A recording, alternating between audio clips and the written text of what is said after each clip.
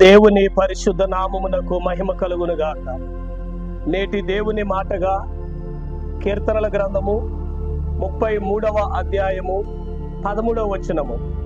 యెహోవా ఆకాశములో నుండి కనిపెట్టుచున్నాడు, ఆయన నరులందరినీ దృష్టించుచున్నాడు. ప్రియా దేవుని కుమారుడా, దేవుని బిడ్డ, యెహోవా ఆకాశమందున్నాడు. ఈ లోకములో ఉన్న ప్రతి ఒక్కరిని కూడా ఆయన కనిపెడుతూ ఉన్నాడు. నీ నా చర్యలను, నీ నా జీవన శైలిని ప్రభు కనిపెడుతూ ఉన్నాడు. అంతేకాదు, నరులందరినీ కూడా ఆయన దృష్టించుచున్నాడు. ఆయన చూడడం లేదు, ఆయన మనల్ని గమనించడం లేదు, ఆయన మనల్ని ఎరగడు అని చాలా మంది భ్రమపడుతూ ఉంటారు. కానీ ప్రభు ఎల్లప్పుడూ కూడా నరులను దృష్టించుచున్నాడు అని దేవుడు తన వాక్యము ద్వారా మనతో మాట్లాడుతూ ఉన్నాడు. ఇటు వాక్యమును బట్టి ప్రభు మనలను దీవించునుగా.